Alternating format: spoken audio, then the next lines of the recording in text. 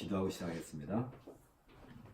하나님께서 오늘 우리들에게 또 귀한 시간을 주시고 또 생명을 주시고 주의 거룩한 말씀을 함께 묵상하고 공부할 수 있는 시간을 주신 것을 감사드립니다. 오늘 우리가 함께 공부함으로써 무엇보다도 주의 몸된 교회가 우리에게 주어졌다는 이 놀라운 사실을 우리 마음 안에 잘 새길 수 있도록 은혜를 더하여 주옵소서. 예수님 이름으로 기도합니다. 아멘. 그동안 우리가 쭉 공부해온 내용이긴 하지만 우리에게 교회는 무엇인가 하는 것을 좀 더 이렇게 그걸 오늘 주제로 함께 공부하도록 하겠습니다. 하나님께서 우리 인류에게 주신 가장 큰 은혜라고 보통 우리가 얘기하죠. 은혜가 무엇인가 할 때 보통 사람들은 은혜는 나한테 뭔가 이익이 돼야 돼요. 뭔가 이게 도움이 되고 또 나한테 어떤 기쁨이 되고 하다못해 뭐 이게 자녀들을 주신다든지 아니면 사업이 잘 되게 된다든지 아니면 뭐 이렇게 좋은 신랑감을 준다든지 이렇게 좀 상당히 어떻게 보면 보통 우리는 이 은혜를 생각할 때 좀 물질적인 아니면 좀 세상에서 어떤 이익이나 이권 뭐 이런 것들을 주로 우리는 은혜 받았다라고 생각하기 쉬워요. 그런데 사실 이 은혜는 하나님께서 우리에게 주신 은혜는 무엇과 가장 깊은 관련이 있냐면 사실은 죄죠. 죄와 관련이 되는 거죠. 근데 많은 사람들은 내가 죄를 가지고 있다, 또 내가 죄인이다 그런 생각을 못해요. 못하는 이유가 뭐냐면 미안한 얘기지만 우리는 죄 속에서 태어나가지고 죄 가운데서 살다 보니까 이게 죄인지 아닌지 알 수가 없는 거란 말이죠. 그럼 우리가 대부분 생각할 때 죄 그러면 보통 죄는 우리들 머릿속에 죄는 어떤 생각 갖고 있냐면 보통 우리가 일상에서 늘 부딪히는 윤리 아니면 도덕 아니면 사회법 말하면 법률이죠. 법률 우리가 알고 있는 법률 이런 것과 죄를 연관시켜요.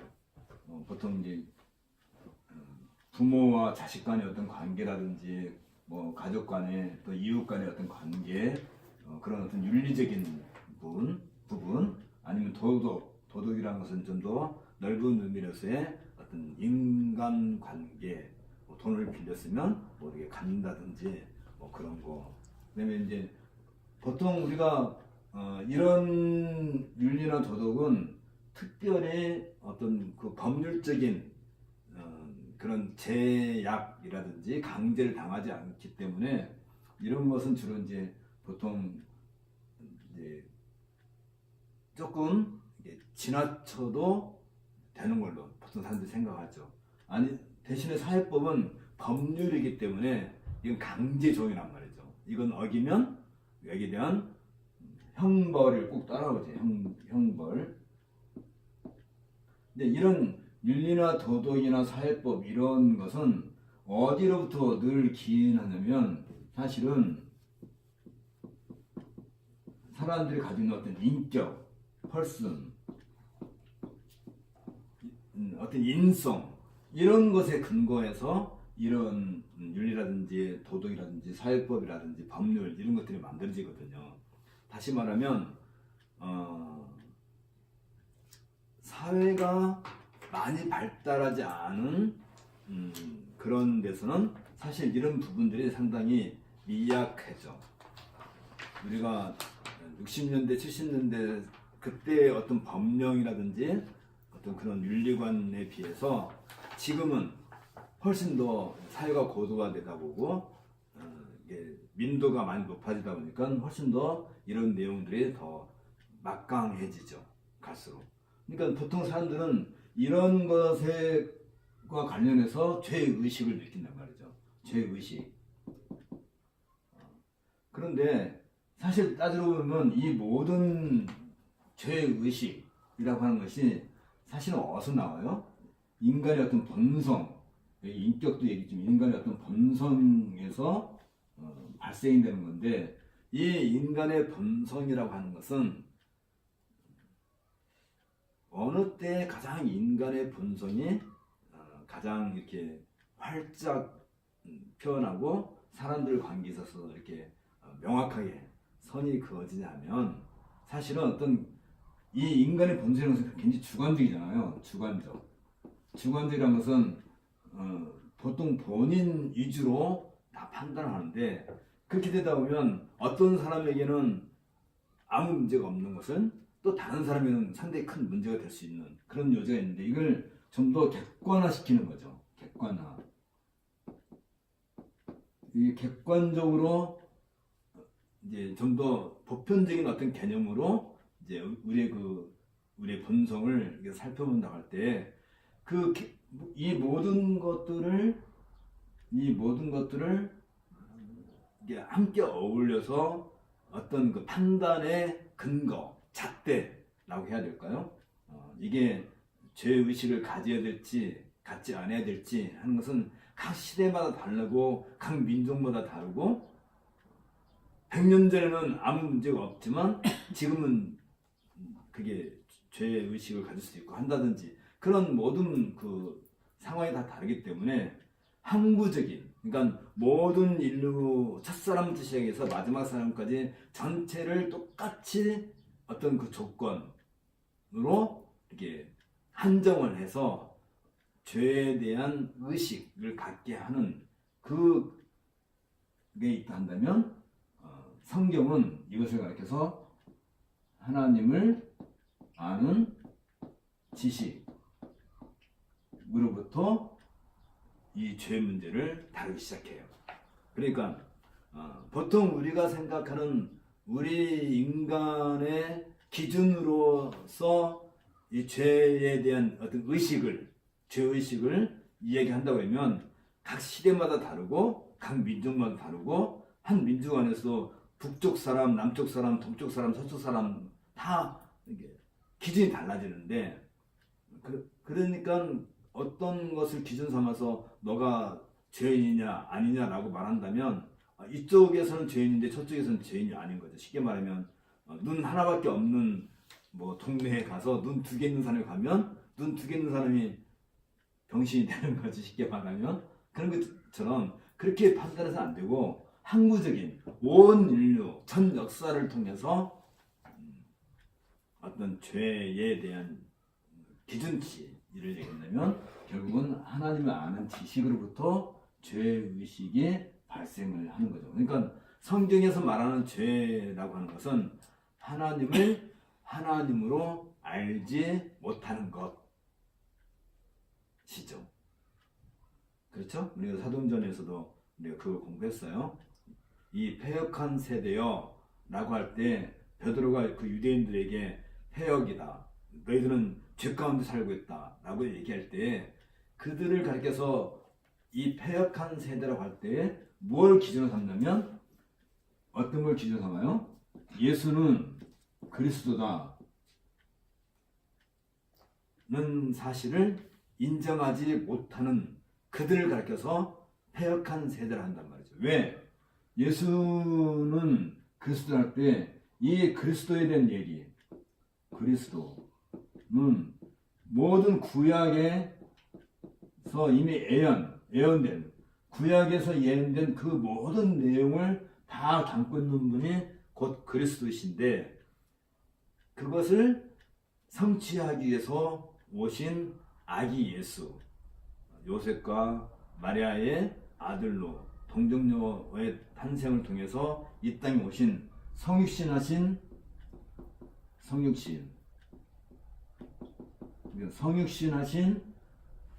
아기 예수가 곧 모든 구약에서 말한 메시아다는 사실을 그 유대인들은 믿지 않는단 말이죠.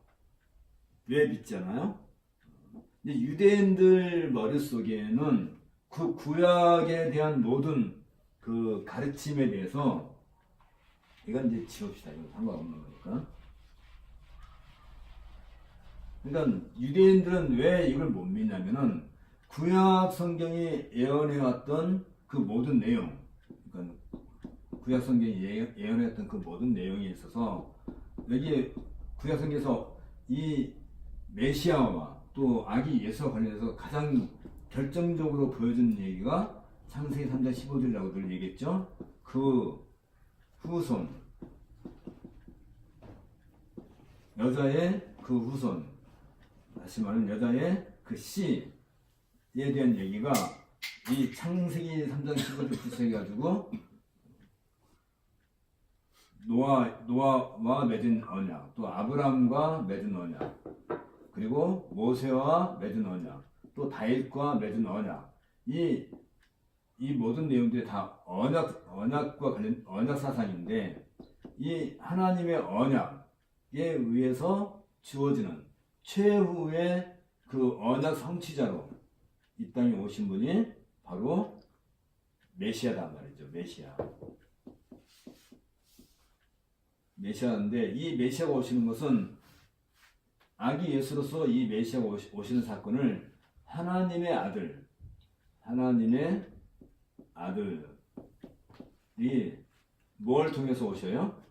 육신을 입고, 다시 말하면 하나님의 아들이 육신을 입고, 그걸 갖다 우리는 성육신이라고 그러죠. 성육신, 육신을 입고 이 땅에 탄생하시는 이 모든 일에서 성취가 된단 말이죠. 그런데 이 유대인들은 이 메시아에 대한 생각을 어디에 이제 근거를 하고 있냐면 주로 BC 586년에 우리가 다 공부한 거니까 기억나죠? BC 586년에 다윗 왕국이 멸망하고 그리고 바벨론 포로로 잡혀갔을 때 바벨론 포로 기간 동안에 그게 한 70년 가까이 되죠? 그 포로 기간이 이 기간 동안에 어떤 의식이 이제 싹트게 되냐면 물론 이게 구약 예언의 어떤 그 성취에 대한 거죠. 다윗 왕국이 다시 회복될 것이다. 다시 말하면 시온은 그 예루살렘을 가리켰는데 그 시온의 영광이 다시 활짝 필 것이다. 라는 어떤 그 의식이 생겨서 주로 이 바벨론 포로 기간 후에 이 사람들이 어떤 의식이 생기냐면 시온 이즘이라고 하는 게 발생이 돼요. 시오니즘이 뭐예요? 예루살렘 성전이 다시 회복된다는 그런 의식이 포로 기간 동안에 계속 이스라엘 유대인들 속에 이렇게 강하게 자리 잡게 돼요. 그러다 보니까 이들 생각은 다시 말하면 예루살렘 회복. 다시 말하면 이건 똑같은 말로 다윗 왕국 회복이라는 어떤 그런 의미가 생기는 거죠. 그래서 예루살렘이 다시 이렇게 회복이 되고 그 예루살렘이 모든 세상 나라의 중심이 될 것이다는 어떤 그 시오니즘으로 이게 유대인들 마음속에 가득 채워져요. 왜 그랬겠어요? 우리도 이제 일제 시대에 그 포로가 아니지. 우리가 일제 시대에 있을 때 우리 민족 의식 속에 뭐가 있겠어요? 언젠가는 해방이 될 것이다. 해방이 되면 대한민국, 그때는 뭐 이제 대한민국이 아니죠. 일시조선이 다시 재건된다든지 어떤 그런 생각을 할 수밖에 없잖아요. 그런 것처럼 우리는 뭐 37년 동안 그런 역사 속에 있었지만 이제 그런 데서 이제 어제가 이제 임시정부 대한민국 임시정부 100주년 이게 딱 좋은 생각이네. 그 임시정부 수립 100주년 어제 기념일에 또 한다는데 그러니까 몇몇 뜻있는 그 민족 의식을 갖고 있는 사람들이 이제 상해에서 그 국가를 만들고 국가 정부를 만들고 일제로부터 해방이 되면 우리나라의 이런 대한민국을 건설하겠다라는 어떤 그 민족의식을 갖잖아요. 마찬가지로 유대인들은 바벨론 그 70년 동안 포로 기간 동안에 어떤 의식이었냐면 이 다윗 왕국의 회복, 시오니즘의 완성 이런 것을 실질적으로 이루어줄 수 있는 어떤 민족의 지도자가 태어나기를 기다린 거죠. 그걸 갖다 뭐라 그래요? 이걸 다 합쳐서 이거 갖다가 메시아 사상이라고 그래요. 메시아 사상. 근데 지금 구약에서 이야기한 이 메시아는 창세기 3장 15절에서 얘기한 그 메시아는 무엇과 관련된 얘기예요? 그 우선은 그 씨에 대한 얘기는 이게 무엇 때문에 주어진 얘기예요? 결국은 아담의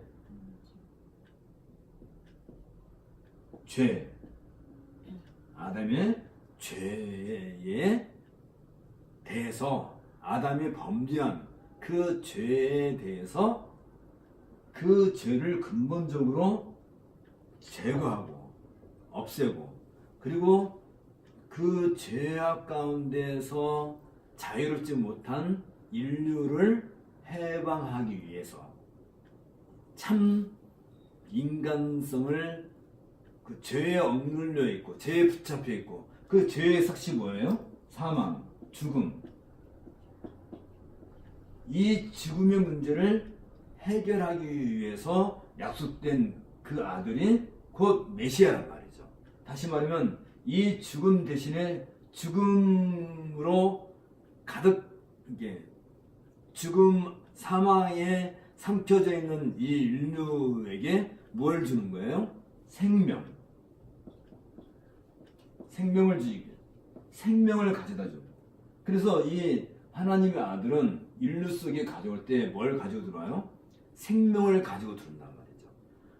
이게 우리가 성육신에 대해서 여러 가지로 설명할 수 있지만 모든 인류는 아담 이후에는 다 사망 가운데 있는 거예요. 이해가 되죠? 사망 가운데 있는데 그 사망 가운데 유일한 생명, 다시 말하면 생명이죠. 생명의 원천. 원래 이 아담이 받은 생명은 이 하나님의 모양과 형상으로 지음받은 이 아담에게 주어진 이 생명은 원래 에센스가 여기에 있단 말이에요. 하나님에게 있단 말이에요. 이 생명이 아담에게 주어진 거죠. 그걸 어떻게 표현을 해요? 하나님이 이제 아담을 지으시고 아담의 코에 생기를 불어넣어줬다. 생기. 기억나요? 생기. living soul. 살아있는 영을 아담에게 불어줬다라고 그게 성경은 묘사를 하고 있는데 그러니까 아담은 이 생기, 이 생명, 생명의 기운이 주어짐으로써 아담은 살아있는 생명이 됐단 말이죠. living soul이 됐단 말이에요. 살아있는 생명이 되었는데 아담이 범죄함으로써 이게 죽은 거잖아. 이게 사망이 된 거잖아. 그래서 모든 인류가 사망 가운데 빠져 있는 거죠. 다. 그러면 하나님의 아드님이 성육신 하실 때에 이 메시아에 대한 이 모든 구약 언약의 그 예언은 사실 무엇과 관련된 거예요? 이 생명과 관련된 생명. 생명의 에센스, 그러니까 원래 생명이신 그분이 인간의 몸을 입고 이 인류 속에 뛰어들어신 것이지. 다시 말하면 이게 이제 큰 바다가 있다 합시다. 바다가 있는데 이게 다 사망이야, 죽음이야. 거기에 생명이 뛰어드신 거지. 그게 인카네이션, 예수님의 탄생. 다시 말하면 메시아의 오심이란 말이죠. 이해가 가죠? 다시 말하면 예수님의 아들, 하나님의 아들 이 예수님이 이 땅에 오신 것은 사망 가운데 있는 그 백성들에게 뭘 가져다 주기 위해서 오신 거예요? 생명. 그러니까 여자의 그 후손, 그 씨는 씨라는 그 말 자체가 씨라고 하는 그 말 자체가 사실은 씨 안에 뭐가 있어요? 생명이 있는 거지. 씨를 뿌리면 거기에서 새송이 나고 줄기가 생기고 꽃이 피고 열매가 맺는 생명을 상징하는. 그러니까 이 생명을 상징하는. 그러니까 이 여자의 그 후손은 보통 이 씨라고 하는 그 안에 생명의 어떤 그 기운이 들어있는 것처럼 이 생명을 가지고 오신 거지. 그러니까 우리가 그 죄라고 할 때는, 죄의식을 가진다 할 때는 사실은 우리가 어떤 윤리, 도덕, 사회법 이런 모든 그것을 통해서 우리가 죄의식을 갖게 된다는 것은 결국 우리 안에 뭐가 있다는 거예요? 사망의 기운이 우리를 꽉 붙잡고 있다는 어떤 그런 상징성을 갖고 있는 거죠. 어린애들이 그렇게 천사같이 웃고 천진난만하게 하다가도 어머니의 마음을 한 번씩 팍팍 긁어내서 엄마로 하여금 화를 내게 만드는 그 미운, 요즘 5살이지 5살만 돼도 얼마나 미운 짓을 해요. 생기기는 이쁘게 생겼는데 그게 다 무엇 때문에 그래요? 그 아이가 본래부터 그런 사망의 기운 가운데, 그게 영적 사망 가운데 있어서 그런 거란 말이에요. 죽음의 어떤 영향 가운데 있기 때문에. 근데 그게 그 어린아이만 그런 게 아니란 말이죠. 온 인류가 다 그러는 거지. 그것을 근본적으로 없이 하는 거. 그러니까 하나님을 아는 지식이라고 할 때 무엇을 아는 거예요? 바로 이 얘기를 아는 거지. 이런 창세기 3장 15절부터 시작된 이 모든 하나님의 일, 아들 예수를 이 땅에 보내셔서 사망 가운데 빠져 있는 하나님의 백성들을 구원해 내시는 거. 그 구원이란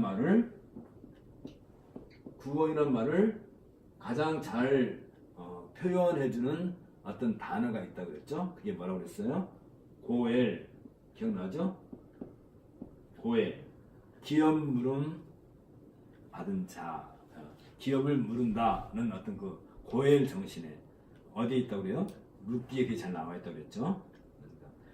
그러니까 사망이라고 하는 그 모든 그 악한 기운에 빠져 있는, 말하자면 죽음 가운데 있는 우리 인류를 대신해서 그 생명의,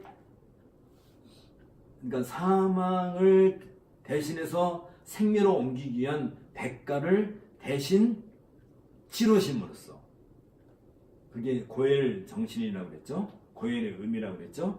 그게 구속이란 말이에요. 구속. 그래서 예수님께서 구속주라고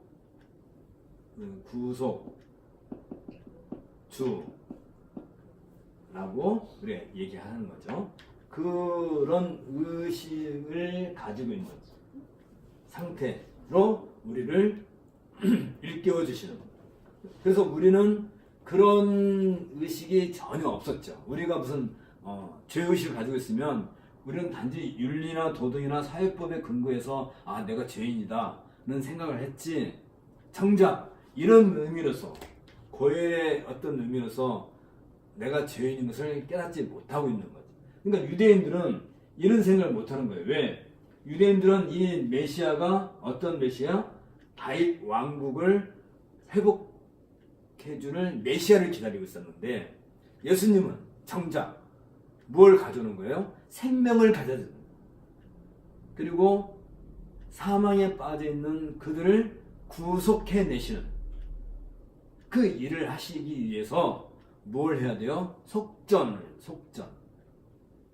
그러니까 구속을 하기 위해서 그 대가를 치르셔야 되는데, 그게 어디 나타나요? 구약 성전에서 날마다 제사 드렸던 제물의 죽음. 그래서 예수님은 이 모든 일을 성취하시기 위해서 뭘 하셔요? 십자가에서 자기 자신을 제물로 바치는, 그게 대속의 죽음이란 말이죠. 그걸 위해서 오신 거예요. 그러니까 예수님이 십자가에서 대속의 죽음, 다시면 본인 스스로, 예수님 자신이 제물로 자신을 제사로 드리는 이 일에 대해서 유대인들은 도무지 이해를 못하는 거죠. 할 수가 없는 거지. 왜? 본인들이 그런 죄의식을 가지고 있었냐면 일단 이 죄의식에 있어서 그들은 제대로 갖고 있지 못했을 뿐만 아니라 예수님이 막상 이 세상에 오셨을 때 그 아들 예수가 늘 무엇에 대한 얘기를 하는 거예요? 이게 이 얘기를 하는 거란 말이에요. 요 씨에 대한 얘기, 후술에 대한 언약의 성취에 대한 이야기. 그 내용이 어디에 담겨 있어요? 복음서에 담겨 있어요. 마태복음, 마가복음, 누가복음, 요한복음이 하고 있는 얘기가 뭐냐면 이 이야기 되는 거란 말이에요. 이 이야기. 구약의 성취로서 오실, 언약의 성취로 오실 그 예수, 그가 곧 뭘 하신다고요? 생명의 대속을 어디서? 십자가에 죽으심으로써 요걸 갖다가 이 모든 내용을 가르쳐서 우리는 뭐라고 그래요? 지금까지 한 그 모든 내용을 한마디로 줄이면, 한마디로 말하면 이걸 갖다가 뭐라고 그래요? 복음, 가스펠이라고 한단 말이죠. 그러니까 매 복음서예요? 마태복음, 마가복음, 누가복음, 요한복음을 왜 복음서라 불러요? 이 내용이란 말이에요. 이 이야기. 복된 소리, 복된 이야기, 가스펠. 이 이야기에 대한 것을 결국은 뭐에 대한 얘기예요? 복음은 뭐에 대한 얘기예요? 결국은 죄에 대한 얘기고, 죄의 문제를, 죄는 곧 뭐라고요?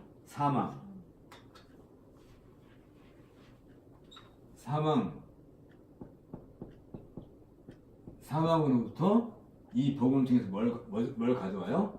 생명. 죽음으로부터 생명으로 옮겨지는 이 이야기가 복음이란 말이에요.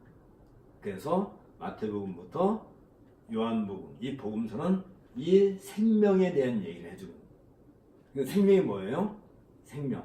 왜 우리가 생명을 얻어야 되냐면 아담이 범죄한 그 죄의 결과로서 우리 모든 인류가 죽음 가운데 빠져 있어서 그 죽음으로부터 우리를 구속해 내심으로써 우리에게 뭘 줘요? 새 생명, new life, 새 생명을 우리에게 주심으로써 우리가 더 이상 죽은 자가 아닌 살아있는 새 생명을 얻은 백성으로 바뀌게 된단 말이잖아요. 이게 복음서에 대한 얘기고, 이 복음서 얘기는, 이 복음 얘기는 결국은 창세기 3장부터 시작돼서 몇 가지 흘러왔다고 해서 창세기 3장 15절 뭐라고 우리는 부른다고요? 창세기 3장 15절 갖다 우리는 원복음, 첫 번째 복음, 원시복음, 시원적 복음, 프로토 에반젤리움이라고 이렇게 한단 말이죠. 자, 그러면 우리가 일상적으로 생각하는 어떤 양심의 가책 또는 어떤 죄의식 또는 우리가 알고 있는 어떤 그 법률에 대한, 예를 들면 이렇게 법에 어긋났기 때문에 사형 선고를 받는다면 죽는 거잖아요. 그러니까 이 모든 법은 결국은 뭘 상징하고 있어요? 죽음을 늘 상징하고 있단 말이에요. 죽음, 사망. 우리 일상에 있어서 모든 살아가는 것 자체가, 그리고 미안한 얘기지만 우리가 어머니로부터 출산을 해서 이 세상에 태어났을 때부터 우리는 늘 무엇을 향하여 가냐면 사실은 죽음을 향해서 가고 있는 거죠. 이 땅에 태어난 그 어떤 사람 치고 죽지 않을 사람이 아무도 없는 거지. 다 죽음을 향해서 가는 거야. 죽지 않을 사람이 있을까? 그러니까 우리는 사실은 어머니의 그 출산의 고통을 통해서 이 땅에 태어났다 할지라도 그 상태가 우리는 이 죄로 말미암아 죽어 있는 상태고, 그래서 우리는 그 죄의 결과로서 마지막 우리 생애의 마지막 날에 죽음으로 들어가는 거죠. 결국 우리는 죽기 위해서 지금 살고 있는 비참한 상태예요. 비참한 상태. 근데 뭐 이렇게 잘났다고 이렇게. 그러니까 누구나 다 어딜 향해서 가고 있는 거예요? 죽음을 향해서 가고 있는 거예요. 말하자면 이 세상의 그 모든 사람들이 날마다 죽음을 향해서 이렇게 흘러가는 거대한 강 같은 거예요. 그게 우리가 휩쓸려서 같이 살아가는, 그게 우리의 본 모습이에요. 그랬을 때 거기에 무엇이 뛰어들어요? 생명, 원래의 생명. 이 원래의 생명에 대해서 우리가 개념을 하나 가져야 되는데, 사실 죽음이라고 하는 실체가, 죽음이라는 실체가 없어요. 죽음이라고 하는 실체가 없다고 하는 말이 무슨 말이냐면, 원래 아담에게 주어진 생명, 아까 그 생기를 불어넣었다, 생명이라고 하는 건데, 죽음은 뭐예요? 그 생기가 아담으로부터 떠나는 거죠. 분리되는 거잖아요. 그게 죽음이야. 이해를 다시 한다면, 생명이라고 하는 것은 원래 내 것이 아니에요. 원래 내가 아담이라 한다면 원래 내 게 아니고, 누가 생명을 불어넣어 주신 거예요? 하나님께서 생명을 불어넣어 주신 거예요. 그래서 살아있는 영이 된 거란 말이에요. 살아있는 영, 생명이 된 거예요. 그렇죠? 그러니까 우리가 어머니 뱃속에서 이렇게 출산을 할 때에 그 살아있는 생기는 누가 주시는 거예요? 하나님께 주시는 거예요. 하나님에게. 그래서 동물이 출산하는 것과 사람이 이 땅에 태어난 것은 근본적으로 달라요. 동물이 출산하는 것은 마치 씨앗이 떨어져서 이게 식물이 이렇게 피어나는 것과 같은, 그건 물질적인 거죠. 물질적인 거. 식물은 아픔을 느끼나요? 식물도 아픔을 느낀다고 그러죠. 식물도 즐거움을 느끼나요? 느낀다고 그러죠. 그래서 이제 이렇게 첨단 그 농업에서는 그 식물이 좋아하는 음악을 틀어준다든지 그러잖아요.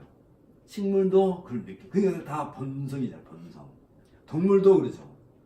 양기장에서도 닭이 그 산란을 많이 하게 하려면 적당한 영양분뿐만 아니라 빛을, 이게 그 닭들도 빛을 받아야 이 비타민 D가 형성되고 해서 이렇게 어쨌든 산란을 잘하게 되잖아요. 알이 안 깨지게 잘 나는 것처럼 그렇게 해서 적당한 빛을 비춰줘야 되고, 또 음악도 틀어준다든지 요즘에 그런 거. 그러니까 그 어떤 본성적인 것이죠. 본성적인 거. 근데 우리 인간도 어머니에게서 출산할 때 그런 본성을 다 갖고 태어나요. 다 누구나 다 태어나는데, 거기에 하나님은 특별히 뭘 주세요? 인간에게 생명을 주는, 생명. 특별히 그걸 갖다 우리는 영혼이라고 불러요. 그러니까 사람에게는 그 영혼이 누구에게든지 주어져요. 언제 주어져요? 어머니, 그 난자와 정자가 자궁에서 만나서 이제 발화가 시작될 때부터 이제 사람에게 그 영혼이 주어지게 되는 거잖아요. 그래서 사람은 특별히 그 영혼이 이게 하나님께서 주어주심으로써, 그러니까 아담은 하나님께서 창조하셨기 때문에 창조하시고 난 뒤에 영혼을 불어넣어 주신 것이겠고, 우리 인간은 잉태되는 순간에 하나님께서 영혼을 불어주시는 거죠. 근데 여기에서 차이점이 있다고 그랬죠? 아담에게 주어진 생명, 살아있는 영은 살아있는 영의 말 그대로 생명을 가지고 있는. 그런데 이 아담 이후에 출생한 그 모든 인류는 이 생명이 무엇에 오염되어 있는 거예요? 죄로 말미암아 억압되어 있고 묵혀 있는, 그러니까 붙잡혀 있는 상태란 말이에요. 다시 말하면 그게 죽음과 같은 상태란 말이죠. 죽음의 상태. 거기에 참 생명이신 예수님께서 오시는 것이지. 그래서 우리를 그 죽음의 상태로부터 건져내서 우리를 살아있는 생명으로 바꿔주시는 것. 그게 바로 대속이고, 그게 바로 구속이고, 그걸 넓은 의미로서 구원이라고 부른단 말이죠. 그래서 우리는 그렇게 구원받은 백성이 됩니다. 이 모든 이야기를 성경은 창세기 1장부터 요한계시록까지 이 모든 이야기를, 과정 얘기를 다 기록해서 주신 거예요. 여기까지는 다 이해가 되죠? 이제 우리가 다 아는 얘기지만, 그렇다 한다면 이제 역사 속에서 이런 일들이 다 이루어진 거. 자, 죄는 뭐라고요? 하나님을 아는 지식에서 오염되어 있는 것이 죄라고 아까 얘기했는데, 이 하나님을 아는 지식을 한마디로 이렇게 요약해서 가장 잘 보여주는 이야기가 우리가 지난 시간에 얘기했죠. 어디? 에베소서 1장 3절에서부터 14절에 잘 나와 있죠. 특별히 하나님을 아는 지식을 한다는 것은 하나님께서 우리가 그동안 여기서 공부한 것처럼 어떻게 구세주를 이 땅에 보내셔서 우리들을 구속의 그 은택, 은혜를 받게 하는가 해서 이 모든 것이 다 무엇과 관련된 거예요? 이게 바로 은혜. 아까 우리가 은혜에 대한 얘기 했었죠. 이게 바로 은혜란 말이에요. 우리가 죄악 가운데서 잉태돼서 생명이 죽은 자의 생명과 같이 되었을 때에 우리를 구원하셔서, 어떻게 구원하세요? 고엘, 대속의 죽음을 통해서 우리를 구원함으로써 그것이 하나님의 은혜로 우리에게 주어져서, 우리에게 뭘 주어져요? 생명. 이거 우리는 새 생명이라고 했죠. 왜냐면 첫 번째 생명은 어머니로부터 출산하는 첫 번째 생명이었다면, 이걸 새 생명, 두 번째 출생, 그래서 우리는 뭐라고 불러요? 어떤 리버스, 중생, 두 번째 태어났다. 그래서 우리는 두 번째 태어난 사람으로서 중생자가 되는 거죠. 이런 이야기가 바로 은혜에 대한 얘기고, 하나님의 은혜에 대한 얘기고, 그게 하나님을 아는 지식이고, 이 모든 일을 이루기 위해서 구약의 역사로부터 십자가의 죽으심과 부활하심과 예수님의 승천하신 그 모든 이야기까지, 그게 이제 복음서와 사도행전 1장에서 있는 그 모든 그 내용 이야기, 사도행전 1장에 있는 얘기죠. 그리고 복음서부터 시작해서 사도행전 1장까지 있는 이 모든 이야기를 해서 하나님의, 이걸 뭐라고 그래요? 하나님의 큰 일이라고 한다. 하나님께서 이 일을 다 이루셨다. 그래서 하나님의 큰 일이라고. 그러니까 이 하나님의 큰 일을 아는 것이 곧 은혜고, 또 아는 걸로 끝나지 않고 우리가 뭐 알면, 예를 들면 우리가 사과를 하나 먹으면 사과가 우리 몸에 들어가서 어떤 영양분으로 실질적인 효력을 발생하잖아요. 그러니까 우리가 하나님으로부터 어떤 은혜를 받으면 그냥 하나님의 은혜를 내가 받았어. 하나님의 은혜를 받다는 게 뭐예요? 하나님을 아는 지식에서 옛날에 몰랐던 것을 아는 거잖아요. 알아서 우리가 중생을 했단 말이지. 결론을 따져보면 중생을 했으면 실질적으로 우리가 다시 태어난 사람으로 그 효력을 발생을 해야 되는 거예요. 사과를 먹었는데 말로만 먹었어요. 그러면 먹은 거예요? 안 먹은 거지. 우리가 중생을 했어요. 새 생명을 우리가 새 생명이 우리를 집어삼켰어. 그래서 우리가 새 생명을 받았단 말이죠. 죽은 자로부터 산 자가 되었단 말이지. 그러면 진짜로 살아야 되잖아. 가짜로 살면 안 되죠. 이걸 상징하는 사건이 우리에게 뭐라고 그래요? 우리는 교회에서 우리는 세례로 이걸 상징한단 말이에요. 세례. 세례라고 하는 것은 우리가 세례를 받았다 한다는 것은 죽은 자로부터 산 자가 되었다는 그 사인이잖아요. 사인. 세례 받으셨어요? 안 받았어요? 아, 안타깝다. 세례를 받았다 한다면 내가 과연 죽은 자였다는 각성이 먼저 있어야 되지.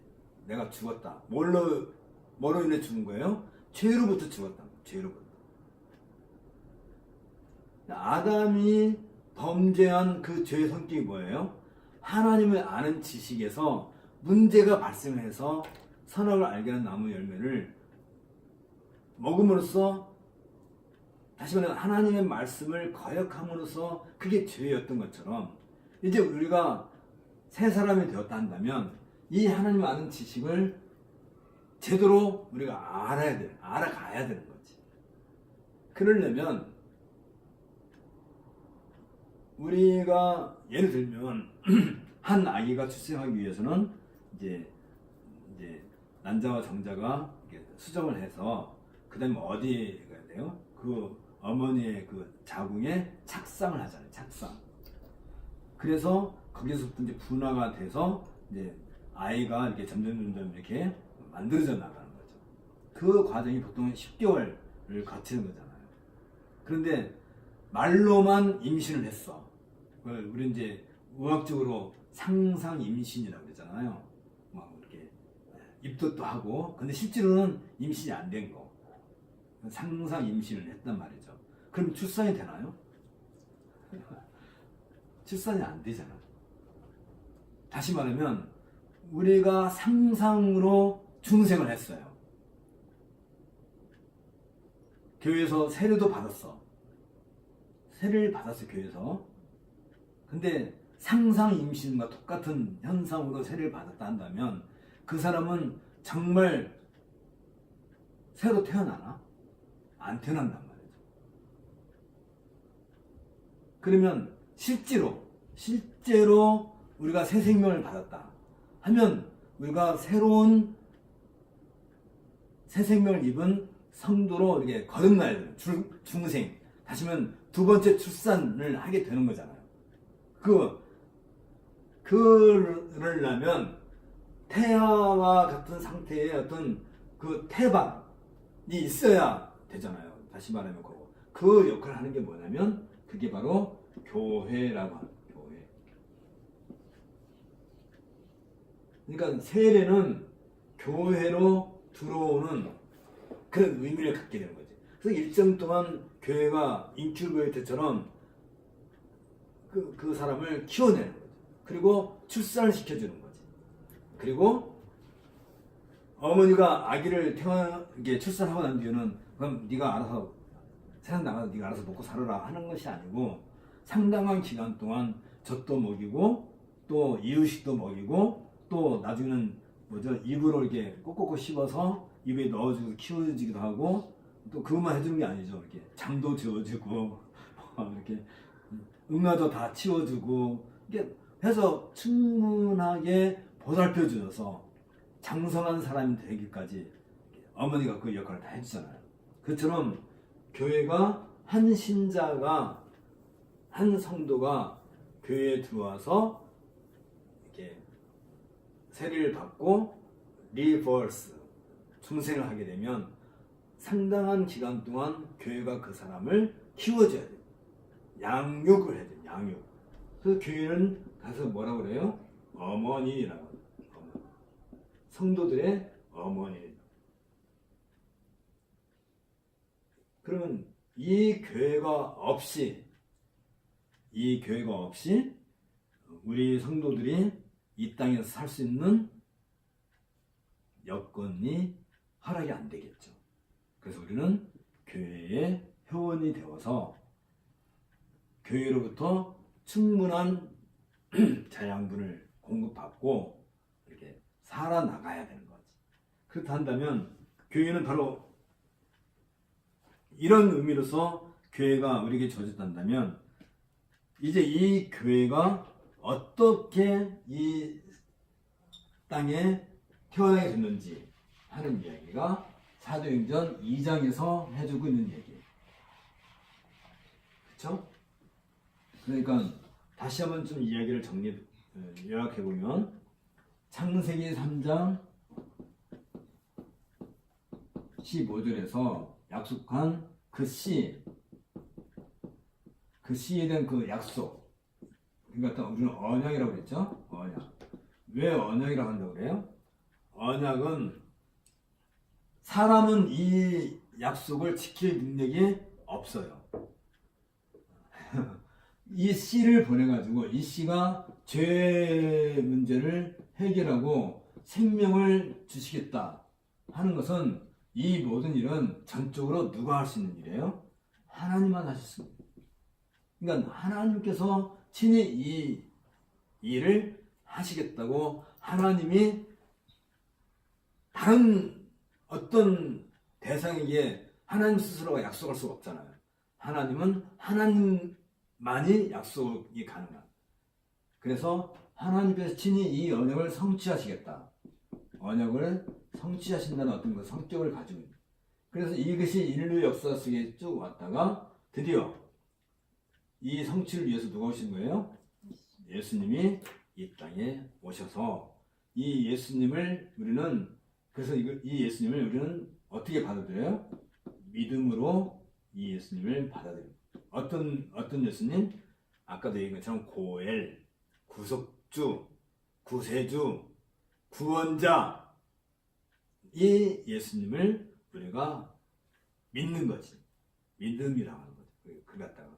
그러니까 우리가 말하는 보통 믿음이라고 하는 것은 어떤 걸 믿는 거예요? 이 앞에서 내가 설명했던 그 내용을 믿는 게 믿음이지, 그걸 떠난 다른 것을 믿는 것은 믿음이 아니에요.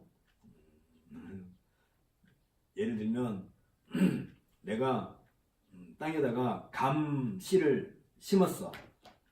그러면 여기서 무슨 싹이 나와요? 감나무 싹이 나와야 되는데 내가 감나무 씨를 심으면서 나는 사과가 먹고 싶어. 그래서 뭐죠? 하나님, 내가 이걸 심었는데 사과를 이 나무에서 얻게 해주십시오 라고 믿는 것은, 이건 분명히 여기서 사과가 날 거야 라고 믿는 것은 믿음이 아닌 거지. 근데 그럴 사람이 없겠죠. 당연히 없는데, 사실은 우리 일상에서 우리는 그런 일들이 너무 많은 거예요. 그래서 이제 성경이 보면 심는 대로 거두리다 뭐 그런 말씀이 있는데, 우리는 늘 뭘 심어요? 우리 일상에서 우리는 늘 일상에서 우리는 뭘 심냐면 늘 우리는 죄를 심어요. 우리 일상에서. 죄가 뭐예요? 아까 얘기했죠? 하나님을 아는 지식, 하나님을 알지 못하는 것이 죄란 거예요. 그래서 우리는 늘 하나님을 알지 못하는 어떤 행위를 하는 거예요.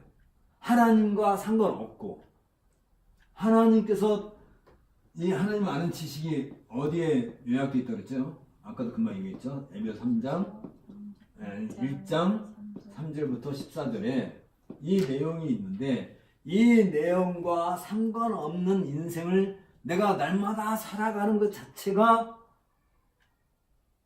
날마다 죄를 심는 거예요. 죄의 씨앗을 내 인생에 계속 뿌리고 사는 거란 말이지, 우리가. 그러면 거기에서 뭐가 나와요? 그 결과가 뭐겠어요? 죽음이라는 죽음. 그런데 우리가 새 생명으로 태어났다는 한다는 것은 우리가 새 생명, 아까 말한 중생 했다는 것은 이 죄, 날마다 죄 가운데서 죄의 씨앗을 뿌리는 그 일들을 조금씩 줄여나가게 되겠죠. 그걸 갖다 우리는 성화라고 그래요.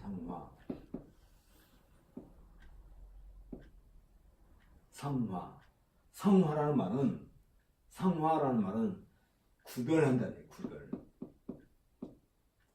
구별된 삶. 성화라는 말. 어떻게 구별된 삶이에요? 옛날에는 하나님으로 알지 않고 그냥 내 방식대로, 내 뜻대로 살아갔던 사람이 이제는 점점 그런 삶으로부터 나를 구별시켜요. 세퍼레이트, 이렇게 잘라내서 하나님을 아는 지식 가운데서 내가 살기 위해서 살려고 이 모든 것을 우리는 이 이야기의 그 모든 내용을 갖다서 우리는 뭐라고 하냐면 이걸 갖다가 말씀이라고 그래요. 말씀. 성경 말씀 계시. 하나님의 말씀. 그러니까 믿음은 곧 뭘 믿는 거예요? 하나님 말씀을 믿는 거지. 이게 자꾸 그러니까 이 말씀대로 살려고 나를 구별해내는 거지. 구별해내는. 그걸 뭐라고 한다고요? 성화라고. 성화. 그래서 세례받기 전에는, 다시 말하면 교회의 회원이 되기 전에는 우리는 하나님을 알지 못하고 그냥 내 방식대로 그냥 살아왔던 어떤 습관, 관습, 어떤 사회적 어떤 형태, 어떤 사회가 요구하는 어떤 시민의식 가운데서 살아왔다든지 아니면 뭐 도덕 선생님이 가르쳐 주셨던 그 윤리관을 살아왔다든지 그렇게 살아오는 것으로 우리는 그냥 이 세상 역사 속에서 같이 그 죽음의 행렬 속에서 같이 살아왔다가 이제는 거기서부터 우리가 구별돼서 살아가는 새로운 삶, 어떤 새로운 삶이요? 하나님의 말씀에, 이 하나님의 말씀의 내용이 여기 있다고 그랬죠? 이 말씀에 따라서 내 인생을 살아가기 위한 터전, 그게 바로 교회라고 한다면 이 구별된 삶을 살아가는 가장 결정적인, 그러니까 우리가 구별된 삶을 살아가려고 할 때 가장 결정적으로 우리가 세상의 그 죽음의 행렬로부터 구별됐다는 가장 그 적극적인 방식이 뭐냐면 우리 몸을 하나님께 제물로 드리는 거예요. 우리 몸을 하나님께 제물로 바치는 거. 그게 지금은 이 신약 시대에 그건 옛날 구약에서는 짐승의 제물로 대신 제사 드렸지만 신약은 어떻게 해요? 내 몸을 하나님께 드리는 것. 로마서 12장 1, 2절에 있는 것처럼 우리 몸을 하나님께서 한 제사로 드리는 것. 그걸 결정적으로 우리가 매주마다 한 번씩 예식을 하죠. 예식. 그게 뭐예요? 바로 교회 예배. 우리가 하나님 앞에 나아가서 그 얘기를 우리 했었죠. 사실은 나는 교회 가기 싫어. 안 가고 싶어요. 하나님께서 이놈아 와서 밥 먹어. 아빠 안 먹는다니까요. 야 이놈아 그래도 밥 먹어야지. 그래서 처음에 말했을 때 와서 밥 먹으면 괜찮아. 두 번, 세 번 말해서 안 먹으면 안 먹는다 그러면 어떻게 해요? 군밤을 하는데 꽉 맞고 한테 쥐어 터지고 와서야 눈물 찔찔 짜고 와서 밥을 먹잖아요. 꼬마들이. 예배를 드린다는 것은 어떤 의미가 있어요? 바로 내가 세상의 죽음의 그 행렬 속에서 건짐을 받아서 구별된 삶을 산다는 적극적인 사인, 표시가 주일날 우리가 모여서 하나님께 예배하는 것이죠. 그것을 위해서 만들어진 게 뭐라고요? 교회란 말이죠. 교회. 아니, 예배는 집에서도 드릴 수 있잖아요. 왜 교회로 왜 모여요? 그냥 아침에 눈 뜨면 비나이다 비나이다, 산신령께 비나이다 비나이다 비나이다, 뭐 북두치 스님께 비나이다. 옛날에도 우리 할머니도 다 그렇게 살아왔는데, 하나님, 우리도 아침부터 일어나서 하나님 뭐 감사합니다, 땡큐 하는 게 하고, 그 예배니까 그렇게 예배가 끝나지. 뭐 이게 매주마다 이렇게 따로 모여야 되나요? 왜 모여야 돼요? 그건 예수님께서 우리에게 명령하신, 예수님께서 십자가를 지시기 전에 무엇을 하셨어요? 최후의 만찬, 6월절 날 예수님은 최후의 만찬을 하십니다. 기억나시죠? 최후의 만찬. 그래서 떡과 포도주로.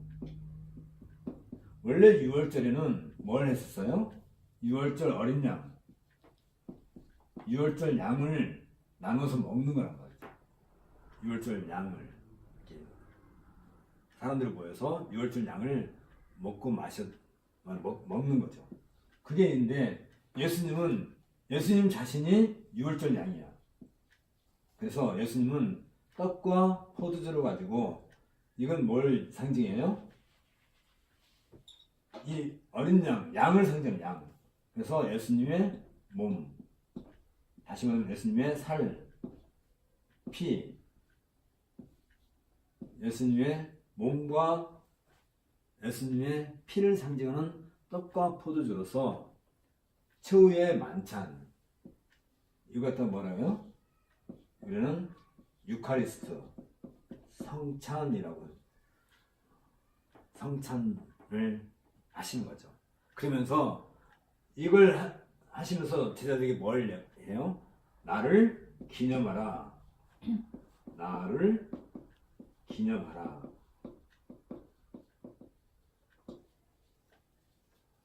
라고 하셨어요.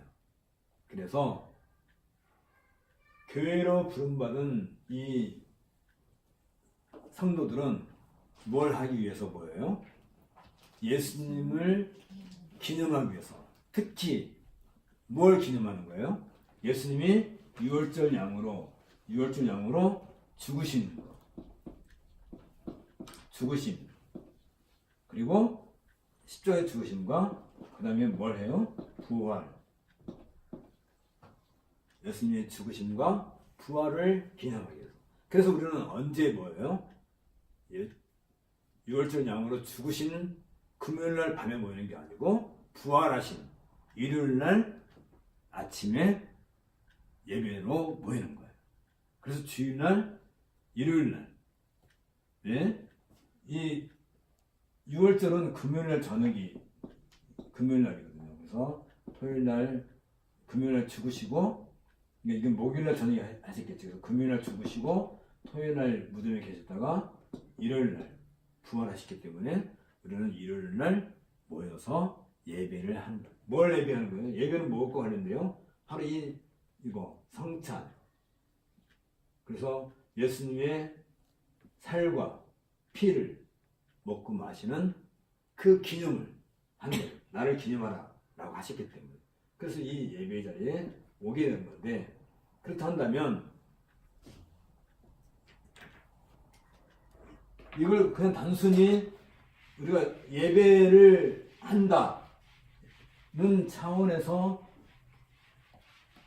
각각 개개인이 집에서 하는 게 아니고, 이걸 공식적인, 그러니까 예수님께서 제자들 모아놓고 공식적으로 그 최후의 만찬을 하심으로써 그것을 교회가 기념하라. 그랬으려니까 어떤 일이 있어야 된다고요? 아니 이렇게 모여서 하기 위해서 만드는 것이 바로 교회란 말이에요. 교회. 그럼 이 교회를 형성하기 위해서 이 교회는 특별히 하나님께서 세우신 이 땅의 기관이다, 기구다 라는 의미로 오순절날 성령께서 친히 여기에 임재를 하신 임재. 그러면 이때 이 당시 교회 첫 번째 교회가 탄생할 때 예수님의 제자들과 함께 120명의 제자들이 있을 때 이 교회는 이 교회 이전에 또 하나의 기구가 있었죠. 교회 이전에 뭐가 있었어요? 성전. 구약의 성전. 이 구약의 성전의 개념을 그대로 가져온 이 교회에 성령께서 임재하심으로써 이제 성전은 더 이상 의미가 없어지고, 왜 그래요? 성전에서는 뭘 하는 거예요? 제사. 성전은 제사 드리는 거지. 제사가 곧 예배고. 또 제사뿐만 아니죠. 여기서는 그 언약의 말씀들을 가르치는 거지. 가르치고. 또 그걸 기록을 하는 일을 하는 거죠. 그래서 성경을 기록하고 가르치고 또 하나님께 제사를, 이건 예배죠. 구약 예배겠지. 이런 일들을 하는 것인데, 이런 기능을 누가 가져와요? 이제 성전 기능은 이건 다 없어지고 여기에서 요 기능을 교회가 이제 대신 하게 돼요. 그럼 교회가 하는 일이 뭐예요? 하나님께 예배하는 일, 그리고 말씀을 보존하고 가르치는 일, 그리고 성경을 기록한 성경,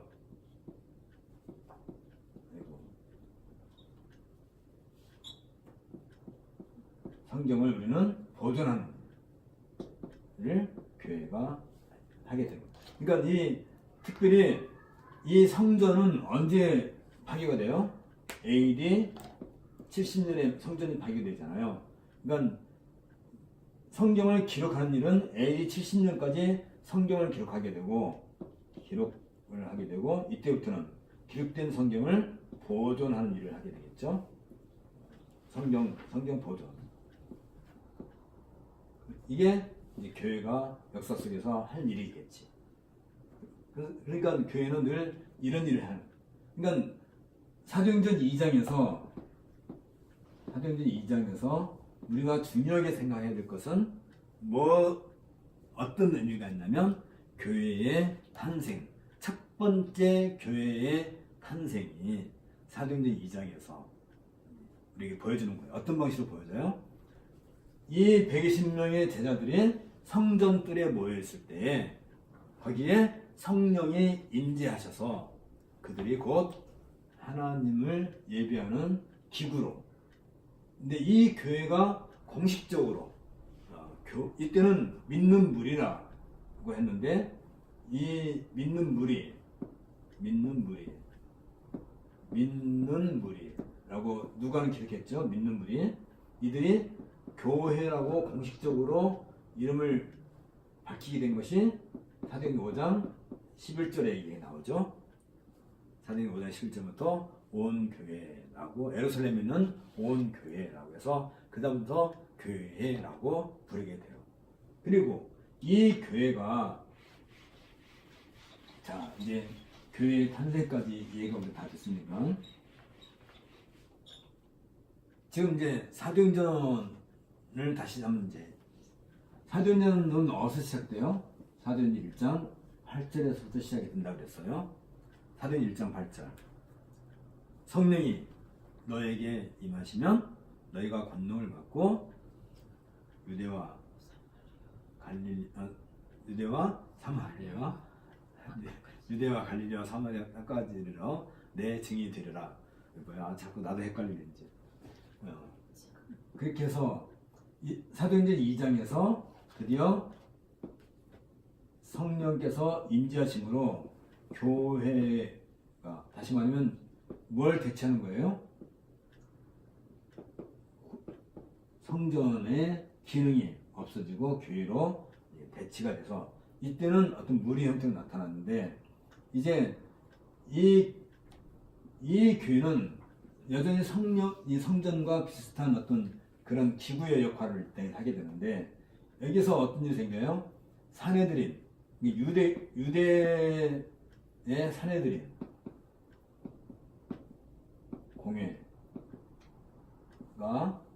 이게 이제 3장과 4장을 통해서 그 성전 미문에 앉아있는 안진뱅이가 일으킴을 받는 그 일을 통해서 그 유대의 그 사내들이 뭐라 하냐면 이 사도 베드로와 요한에게 더 이상 예수 그리스도 이름을 전하지 말라라고 하니까 그들이 뭐라고 대답해요? 우리가 사람의 말을 듣는 것보다 하나님의 말씀을 듣는 게 옳은가 판단하라 라고 해서 이제 이 유대교와 분리가 되죠. 그러니까 유대교는 성전에 그걸 여전히 믿고 있는 것인데 이것과 분리된 새로운 유대교와 이건 유대교죠. 유대교는 여전히 성전의 것을 따르는 사람들이고 그래서 할례를 받고 계속 제사를 드리는 교회는 더 이상 성전과 상관없는 새로운 체제로 성령이 임하시는 새로운 체제로 일어나서 이때부터 이제 교회의 직제가 만들어지죠. 말하면 조직체, 교회의 조직, 인스트루먼트가 시작된단 말이에요. 그래서 유대교와 그러니까 구약의 흐름이 이게 이제 구약의 흐름이 3장과 4장을 사도행전 3장과 4장을 지내면서 유대교와 기독교가 분리가 되지.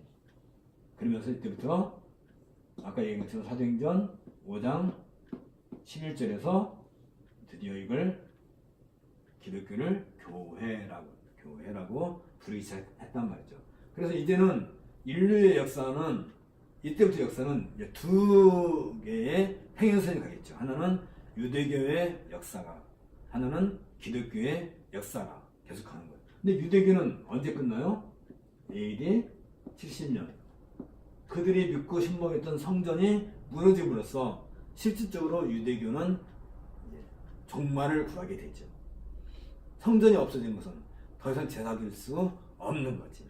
그러니까 지금 그러니까 AD 70년에 이 유대교가 없어지고 1900 아니 우리가 해방된 해가 언제죠? 8.15 해방이 1945년. 이스라엘은 1948년에 회복을 하나? 그 팔레스타인의 그 가나안 땅에 그게 이스라엘이 새로 만들어지잖아요. 그 전까지. 그러니까 AD 70년부터 1948년에 그들이 됐나? 뭐 정확하면 뭐 45년 어쨌든 간에. 이 기간 동안 이 유대인들은 세계 곳곳에 흩어져 가지고 성전이 없이 살아요. 왔다가 이제 이스라엘이라는 나라가 이때 형성됐어요. 이스라엘. 근데 이 이스라엘 나라는 옛날 유대교하고는 아무 상관이 없는 거예요. 사실은. 그냥 자기들이 그렇게 이 유대인들의 유대인이지, 유대인 말 그대로. 유대교가 아니고 유대인들의 후손으로서 이스라엘이라는 나라가 국가가 만들어졌긴 했지만 이건 유대교와 직접적인 관련이 없는 거지, 어떻게 보면. 근데도 이제 그들은 자기들 유대인의 전통, 유대교의 전통을 따라서 그 절기도 지키기도 하고, 지금 이스라엘 땅에 가면 안식일날 되면 온 상계를 다 문 닫고 안식일을 지켜요, 지금도. 참 희한한 사람들이야, 어떻게 보면. 참 성전이 없는데, 성전이 파괴되고 없는데, 제사도 안 지내는데, 6월절도 지키고, 안식일도 지키고, 어쨌든 간에 그러니까 어쨌든 그건 뭐 그냥 그들의 전통을 이어받는 것뿐이지 사실 없어지는 거예요. 70년 이후에. 그러나 교회는 여전히 지금까지 계속되고 있는 것이지요. 그러면 이 교회가 어떻게 발생했는지 그건 우리가 지금 방금 얘기한 것이고 이 교회가 어떻게 우리에게까지 오게 되었는지 하는 것에 대한 구체적인 내용이 바로 사도행전 이제 8장에서 또 이해가 되죠. 그래서 이제 사도행전 1장 8절에서 시작된 그 교회 이야기가 사도행전 8장 1절에서는 어떻게 나와요? 온 땅으로 확장이 되는 일을 해요. 근데 이 일의 주동자가 누구예요? 바로 바울이었죠. 바울이 교회를 핍박해서 교인들이 이제 예루살렘에 있는 그 교인들이 온 땅으로 흩어져 나가요. 그래서 사도행전 1장 8장 1절에 와서는 이제 예루살렘에 있는 교회가 예루살렘에 있는 온 교회가 이제 온 땅으로 이제 흩어지는 스프레이가 된 거죠. 이렇게 뿌려지는 온 땅 씨 뿌리는 것처럼. 그래서 그들이 간 모든 곳에서 그들이 다 씨앗이 돼요. 그래서 거기서 그들이 자라나. 복음이 자라나는 거지. 복음이 자라나서 나중에 이제 바울이 전도여행을 하게 되잖아요. 그죠? 이제 앞으로 이제 공부할 건데 1차, 2차, 3차 전도여행을 할 때 가는 곳곳마다 뭐가 있어요? 복음을 영접하는 사람들이 생겨요. 가는 곳마다. 왜 그랬을까? 사실은 이 결과지. 예루살렘에 있는 교인들이 온 땅으로 흩어져 가지고 그들이 거기에서 씨앗이 돼서 복음의 씨앗이 돼서 자라게 돼서 나중에 바울이 가서 뭘 해요? 추수를 한단 말이에요. 추수. 이게 곡식이 자라면 추수하는 것처럼 콩을 심으면 콩이 나잖아요. 그럼 마지막에 타작하는 것처럼 바울은 가서 주어 이렇게 말하자면 열매를 줍는 일들이 이제 우리가 이제 그 얘기를 듣게 될 거예요. 어쨌든 그렇게 해서 이제 결정적인 이제 사건이 언제 나타나냐면 이제 9장에 가서 이 사울이 이제 다음에 그러니까 사울은 깜짝 놀랐지. 스데반을 통해서 유대교와 기독교가 완전히 다른 존재라는 것을 그때 이제 바울은 그걸 깨달았는데 그래서 자기가 핍박을 하면 이 그리스도를 전하는 기독교가 없어질 거라고 생각했는데 온 땅에 흩어져 나가서 오히려 훨씬 더 많은 열매가 막 곳곳에서 자라고 있으니까 바울은 이제 다메섹에 가서 그들을 잡아들이려고 한 거죠. 근데 사실 그것은 어떤 결과를 가져와요? 어떻게 보면 그 바울은 내가 도저히 이걸 이길 수 없다 하는 것을 알았을 거예요. 그래서 사람이라는 게 그렇잖아요. 이게 바둑을 두면 고수들끼리 바둑을 이렇게 두게 되면 바둑의 형세를 그 사람들 다 알고 바둑을 두는 거잖아요. 두다가 어느 순간 되면 돌을 던진다 그래요. 그렇죠? 어느 한쪽이 물론 팽팽하게 개가 하는 경우도 있지만 대부분의 고수들은 바둑 두다가 어느 순간 되면 돌을 던져요. 그게 뭐예요? 잤다라는 거잖아요. 그러니까 졌는데 던질 시점을 아는 게 고수지 아무 때 던지면 고수가 아니잖아요. 그러니까 바울은 고수야. 그래서 내가 이 돌을 언제 던질지 알아요. 그래서 어디를 가는 거예요? 그 사내들에게 부탁을 해요. 내가 다메섹 가서 잡아오겠다. 공문을 써달라. 그건 어떻게 보면 자기 역할이 더 이상 이제 끝났다 하는 어떤 그걸 바울은 알고 최후의 발악을 하는 거죠. 이렇게 전쟁터가 있으면 한참 싸울 때 우리가 졌다라고 싶으면 이제 장수가 내가 죽을 자를 찾아가는 거잖아요. 어디서 죽는 게 명예로운가. 그처럼 바울이 이제 다메섹을 찾아가는 도중에 누굴 만나요? 빛으로 오신 예수님을 만나서 거기서 이제 꼬꾸라졌죠. 쓰러졌지. 바울이 거기서 회심을 하고 세례를 받고 바울에게 성령이 임하고 그리고 바울이 이제 새 사람이 되는 거예요. 자, 그렇게 해서 이제 바울이 예수는 그리스도다라는 것을 그 담에게 속에서 전파를 하기 시작해요. 자, 다시 한번 하나님을 아는 지식을 한마디로 요약하면 뭘 아는 거예요? 유대인들이 알지 못했던 것. 무엇? 예수는 그리스도다. 이걸 아는 거예요. 다시 얘기했죠? 예수는 성육신 하신 분. 그리스도는 구약에서 말하는 메시아.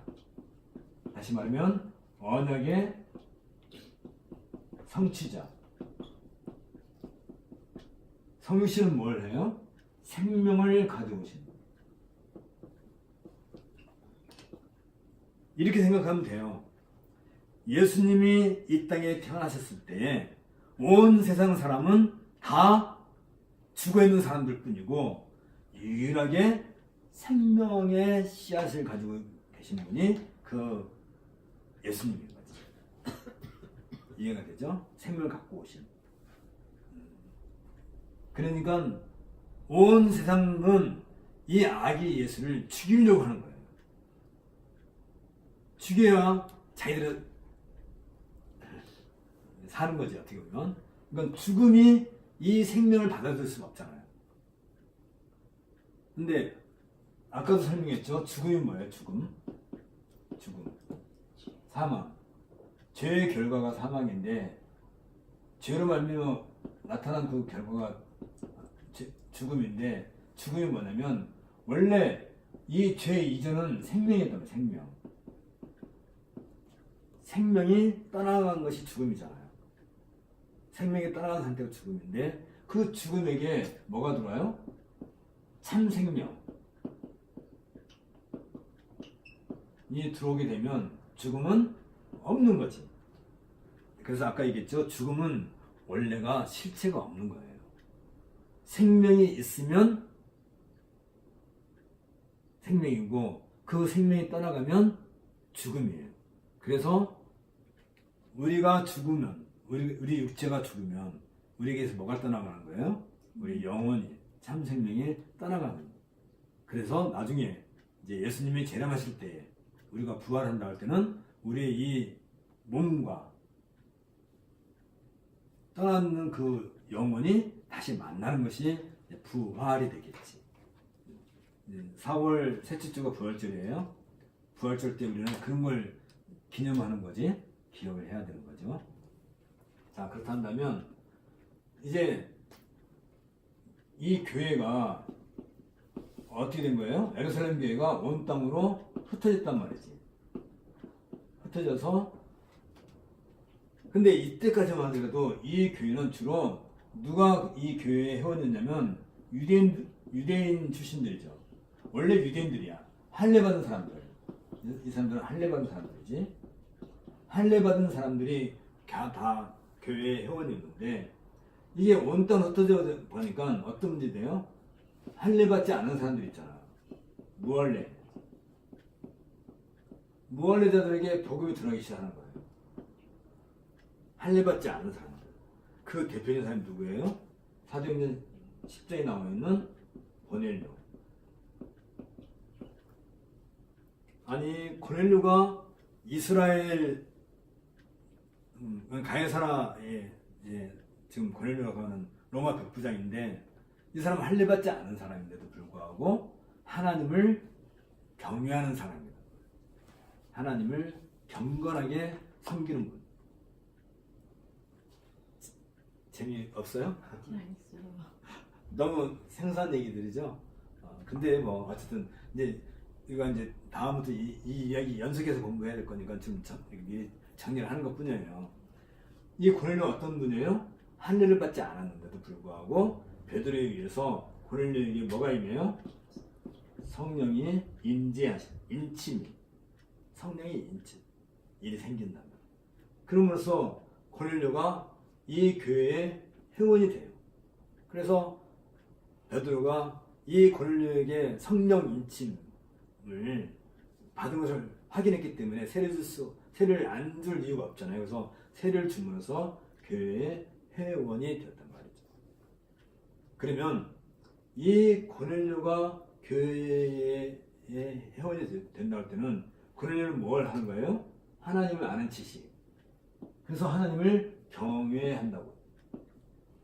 하나님이 누구신지를 잘 알아서, 그리고 그것을 누가 보증해요? 성령께서 보증해 주셔서 고넬료가 교회의 회원이 되는 일이 생겨요. 그래서 11장에 가서 예루살렘 교회가 뭘 확인을 해요? 할례 받지 않은 이방인도 교회의 회원이 되는구나 하는 것을 교회가 각성을 하게 돼요. 인식을 하게 되는 거죠. 그리고 12장에 가가지고 어떤 일이 생겨요? 헤롯 아그리파 1세기에서 그 당시 교회 지도자인 야고보가 순교를 당하게 되고 베드로도 옥에 갇히게 돼요. 근데 그 옥에 갇혔을 때 베드로가 옥중에서 기가 막히게 천사 위에서 구출을 하게 되고 그 교회의 성도들에게 구출된 사실을 알리고 베드로는 숨어버리죠. 그러니까 헤롯이 암을 찾다가 못 찾게 되니까 이제 포기하고, 그런데 그 교회를 핍박한 야고보를 죽이고 베드로를 옥에 가둔 그 헤롯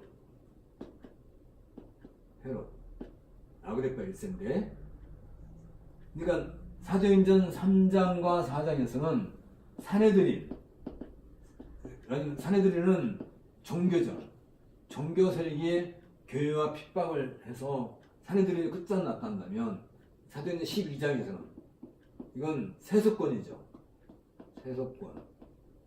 정부, 왕국이 하나님의 심판을 받는, 그럼으로써 더 이상 하나님의 교회의 어떤 그 유대교라든지 어떤 종교를 대표하는 유대교, 그 다음에 세속 정부를 대표하는 그 헤롯의 죽음을 통해서 하나님은 그 교회를 책임지시고 끝까지 보호하신다는 사실을 얘기해 주게 돼요.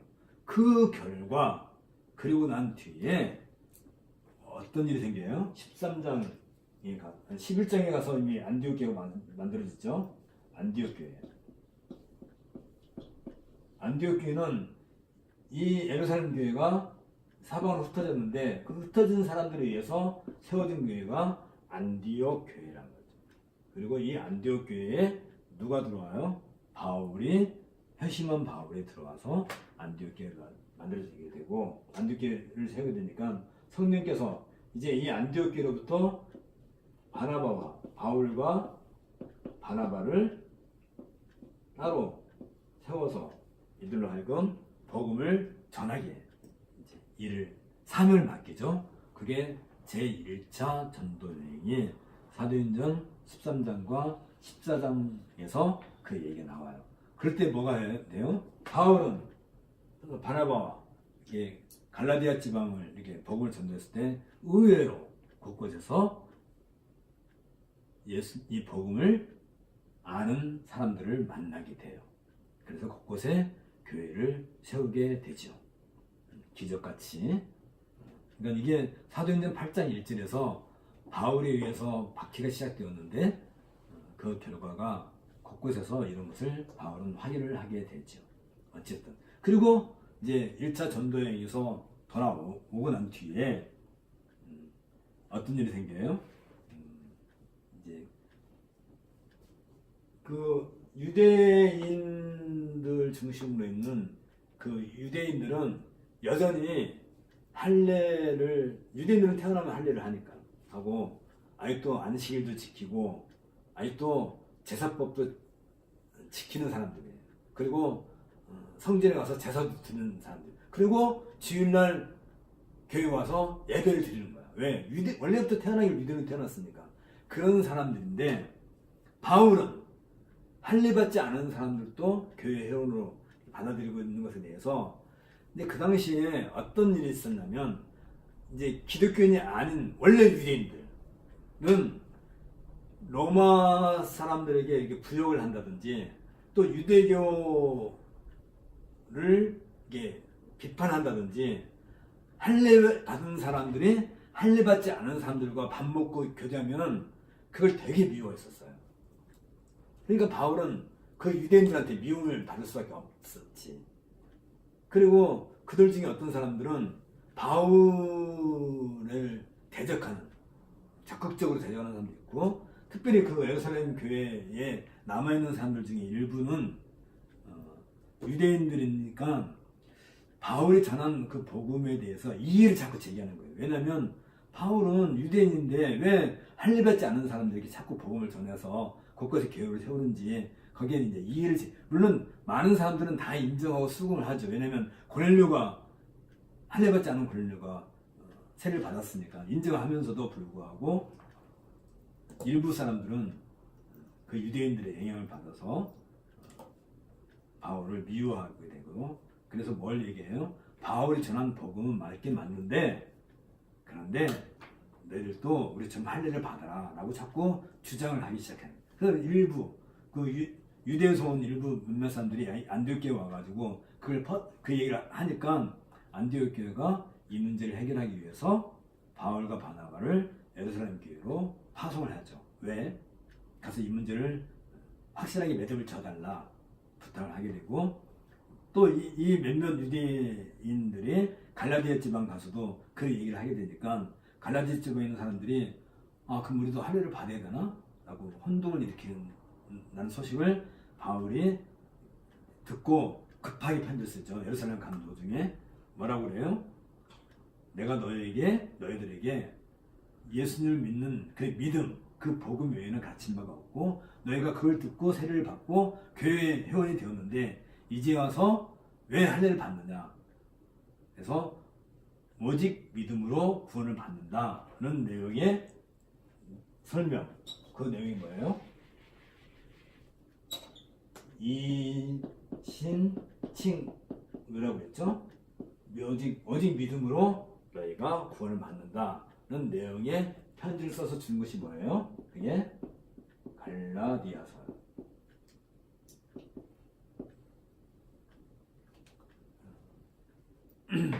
되는 거죠. 그래서 이제 이 갈라디아서를 보내고, 그리고 사도행전 15장에 가서 마침내 예루살렘에 그 사마리아 교회 대표도 오고 유대 대표도 오고 예루살렘 교회 대표도 모이고 안디옥 교회 이방인 대표에서 안디옥 교회 대표도 모여서 그들이 거기서 회의를 하죠.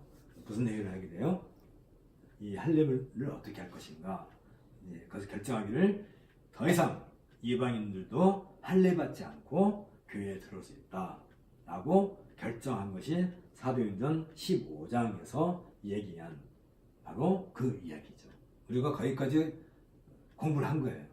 그렇죠? 작년부터 여태까지 그 얘기를 쭉 공부를 했고, 그리고 이제 바울이 제2차 복음 전도여행을 떠나게 돼요. 어떤 의미에서 지금 15장에서 예루살렘 공회가 이런 결정을 했잖아요. 이방인이라 할지라도 더 이상 할례를 받지 않고 교회에 들어올 수 있다. 단지 이제 유대인들이 아직 남아있으니까, 왜냐면 아직 AD 70년에 유대교가 끝나지 않은 상태이기 때문에 우리 그 유대인들은 여전히 피와 피채 먹지 않는다. 그러니까 그런 몇 가지 음식법들을 너희들이 조금 우리 유대인들을 위해서 감안해달라는 단서와 함께 더 이상 할례 문제를 삼지 않겠다라고, 그걸 이제 그 갈라디아 지방에 이렇게 바울이 그걸 이제 예루살렘 공회가 인정을 해줬으니까 그걸 들고 이제 가서 그 사실을 이제 그 같은 교령, 교회 회의의 결과를 전해줘야 될 그 사신으로. 그래서 이제 예루살렘 교회가 그 대표, 사신의 대표로서 신라를 파송을 하죠. 그래가지고 바나바와 바울과 신라가 이 내용을 가지고 다시 이방인 교회들에게 가게 되는 그 이야기가 제2차 복음전도 여행 16장부터 시작이 되는 거예요. 아, 이렇게 해서 우리가 복음, 그동안 공부한 내용을 싹 정리를 했습니다. 재미가 있었는가 모르겠지만, 근데 이것을 제대로 알지 못하면 우리가 왜 지금 이 자리에 있는지 잘 모르게 되니까 이거 한번 정리를 하는 것이 우리에게 의미가 있을 겁니다. 기도하겠습니다. 주께서 오늘 우리들에게 이 땅에 왜 교회가 세워졌고, 그리고 그 교회를 통해서 무슨 일을 하게 하시는지에 대해서 그동안 역사를 통하여 우리가 살펴보았습니다. 사도행전 15장까지의 이 이야기를 통해서 하나님을 아는 지식이 참된 지식이고, 그 안에서 우리가 생명의 주이신 예수 그리스도를 통하여서 우리에게 믿음이 일어나고 발생해서 참 생명을 얻는다는 중요한 교리를 또한 배웠습니다. 우리가 이렇게 부름을 받고 참된 교회에 접붙임을 받았다는 이 놀라운 사실을 우리가 은혜로 알고 우리의 삶 속에서 이러한 교회의 한 회원으로서 의식을 가지고 살아갈 수 있도록 은혜를 더하여 주옵소서. 예수님 이름으로 기도합나이다. 아멘. 아멘. 수고하셨습니다. 감사합니다. 아이고, 고생 많았습니다.